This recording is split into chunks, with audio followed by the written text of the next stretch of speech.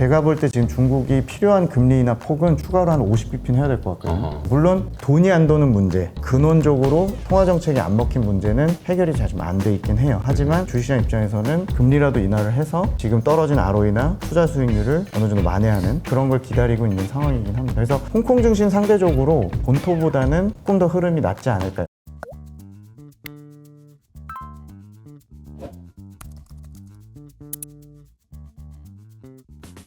무서운 산업이라는 주제를 한 가지 좀 더 질문 드리고 싶은데요. 이 영상을 보시는 분들이 이제 투자를 하시는 관점에서도 보시겠지만 혹시라도 이제 국내에 있는 제조업 회사에 다니시는 분들이라면 네.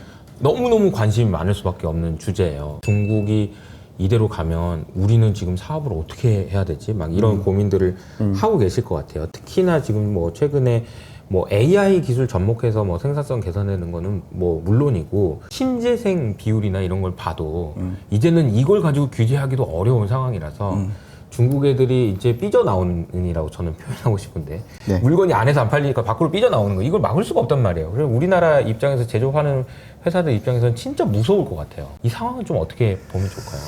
일단 안타깝게도 내년까지 놓고 보면 현재 전략이 드라마틱하게 바뀌지 않는 이상 현재 상대적으로 소비나 투자가 내부에 어려운 상황에서는 밖으로 계속 튀어나오는 건 불가피할 것 같아요. 그러니까 이쪽 중국 기업들의 해외 투자나 미국이 안 된다 그러면 막 멕시코나 동유럽 이런 데 가서 전진 배치하는 형태의 투자들이나 이런 것들은 사활을 걸고 나올 거고 정부가 또 이 부분에 대해서는 밀어주는 상태고 현지에서 볼 때 구조조정 얘기를 저도 많이 듣고 왔지만 친환경 산업이나 저희랑 부딪히는 이런 산업들은 주로 후방이 아니라 전방 산업이다 보니까 구조조정의 좀 모호성 같은 거 얘기를 좀 많이 하더라고요. 그러니까 예를 들면 예전에 저희한테 처음에 위협이 됐던 건 중후장대 쪽의 철강이나 이런 산업들이었잖아요. 예전에.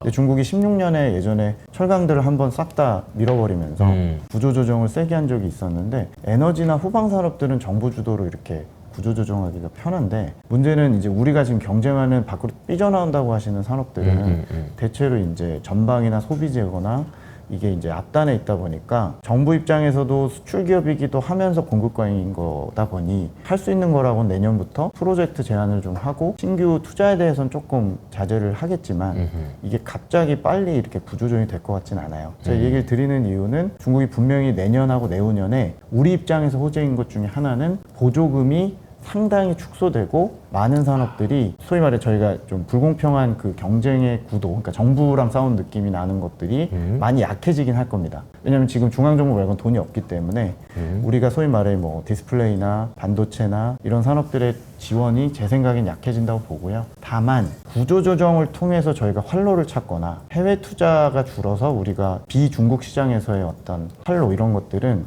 여전히 내년까지도 조금 중국의 지장이 좀 있지 않을까라고 생각을 하고 그 아까 말씀드린 5개년 계획을 내년에 준비하는 애기 때문에 거기서 오는 장기 전략을 보시긴 해야겠지만 내년까지는 여전히 중국은 수요는 약하고 해외 진출이나 수출 단가 하락은 여전히 좀 더 가시성이 좀 높기 때문에 내년을 조금 많이 보수적으로 좀 보시면서 조금 더 준비를 하는 기간이 돼야 되지 않을까 생각을 좀 하고 있습니다.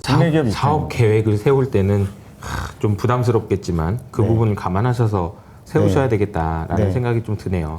그나마 이제 보조금이 축소되는 산업이 있다면 그래도 좀 숨통이 트일 수 있겠지만 그조차도 사실 뭐 이렇게 단기적인 이슈일 수도 있을 것 같다는 생각도 좀 들고요. 오늘 이야기를 하다 보니까 사실 이제 약간 좀 다운되는 느낌이 좀 있습니다. 중국 이야기를 하다 보면 이거 뭐 좋아지는 얘기보다는 얼마나 안 좋아지느냐에 대한 이제 주제를 가지고 이야기를 하고 있는데요.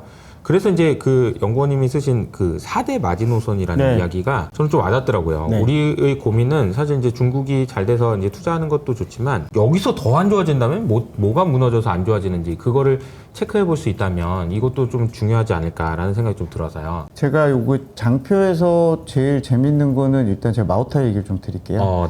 여기 보시는 이 마오타이 같은 경우는 제가 이제 담당자도 만났고 중국에서 마오타이 도매가를 디램 가격처럼 쳐다보고 있거든요. 오늘도 지금 중국 연합인포 같은 중국의 언론에서는 이 도매가 얘기를 하는데 일단 중국 그 마오타이의 경우는 시가총액 1위였었고 올해 이제 은행주에게 뒤집혀가지고 시총 2위를 내주긴 했는데 요새 주가가 많이 폭락을 좀 하고 있죠.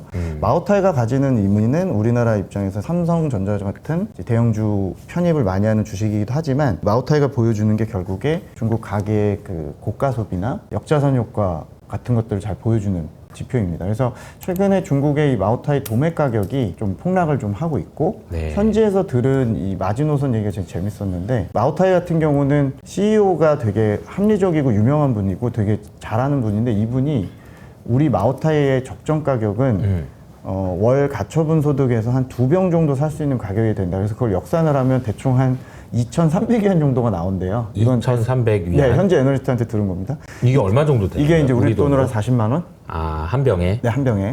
이게 이제 이렇게 보관 수요거나 골동품처럼 이렇게 이제 여러 개 쟁이는 형태의 수요도 있고요.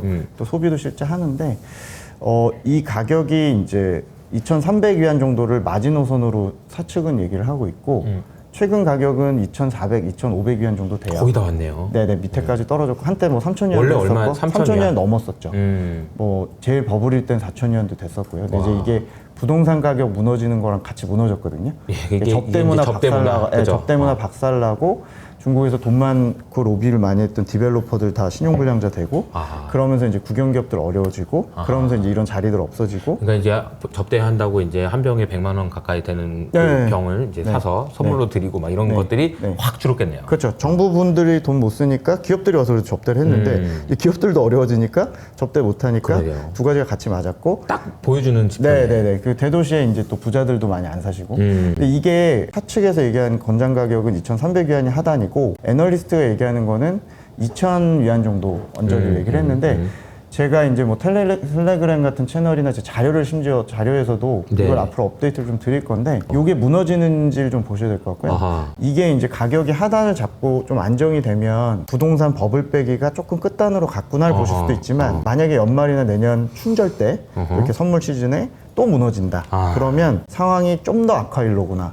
좀 더 보수적이지만 더 보수적으로 내년 상반기를 좀 준비해야 되는구나라고 보실 수 있는 가격대인 것 같아요. 그러니까 사실 제가 여기 마지노선이라고 보여드리는 4가지 지표들은 네. 대체로 다 소비나 부동산과 관련이 좀 돼 있고 특히 제가 이제 내년에 상반기에 걱정하는 거는 건설 경기거든요.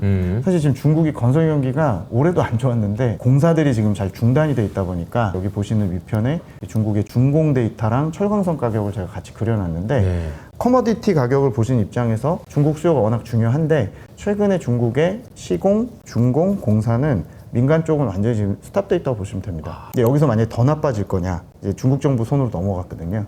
중국 정부가 이제 올해 연말과 내년 상반기에 마지막으로 이제 중공을 좀 안정시킬 거냐 여기서 또 무너지면 이제 아까 마오타이랑 비슷하게 더 보수적으로 저희가 뭐 철강이나 중국의 뭐 운임이나 원자재 가격을 보셔야 되는 거고 뭐 그런 이제 마지노선으로 좀 제시를 해드립니다. 그리고 마오타이는 제 생각에는 2,000위안이 깨질 일은 없을 걸로 보지만 만약에 이게 깨질 경우에는 이제 중국 소비 관련주들 또 국내외로 있는 이런 명품 관련 중국 관련된 노출도 있는 기업들은 되게 보수적으로 보셔야 될 것 같고 특히 뭐 중국의 전기차나 내구재 소비도 저는 이 마오타이가 잘 보여준다고 생각을 해요. 그래서 중국 주가와도 연관가 있지만 마오타이 가격도 좀 제시를 드리고 나머지 2개 그림은 역시 그 가계가 저축률이 너무 높다 보니까 최근에 이제 조기 상환을 계속 하는지도 저희가 보고 있거든요.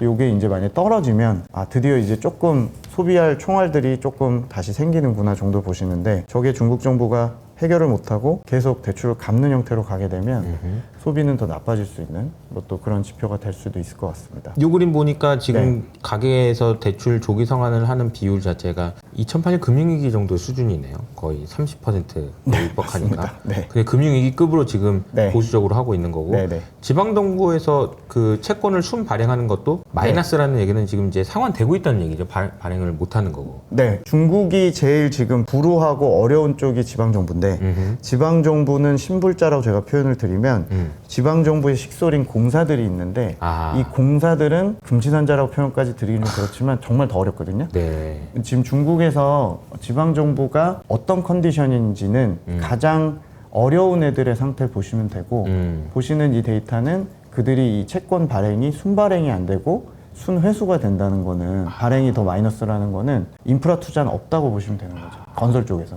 요게 또 저희가 중국 현지에서는 되게 중요시하게 보고 있거든요. 이게 주간 데이터인데 그러니까 여기까지 온 거죠. 그러니까 여기서 더 망가질 거냐를 보려면 이 데이터는 정부의 인프라 투자나 중국의 지방정부 상황을 잘 대변하는 거다라고 보시면 될 것 같습니다. 촬영일 기준으로 이제 어제 밤이죠. 연준에서 이제 금리를 내렸어요. 미국의 금리긴 하지만 미국에서 금리를 내린 게 중국 입장에서는 그래도 좀 낫지 않을까요? 숨통이 좀 트이는 물론입니다. 측면이 있지 않을까요? 네. 뭐 그나마 뭐 중국 절대 사기 싫어 했던 사람도 뭐 미국도 금리 낮춰줬으면 뭐 이런 생각도 좀 할 수 있을 것 같고요. 근데 또 이건 약간 좀 음모론이긴 하지만 어떻게 보면은 미국 입장에서 이렇게 높은 금리를 중국이 못 견디고 헝다 망해가지고 또 무너지고 막 이런 것들이 좀 있어야 될 것 같은데 어찌됐든지 간에 그냥 지금까지는 좀 잘 버티기를 한 거잖아요. 그러니까 그쵸. 소비를 하면서. 네네네. 아주 소비를 줄이면서. 뭐, 연준의 금리 인하, 이거는 이제 중국을 볼 때 어떤 임플리케이션 좀 있을까요?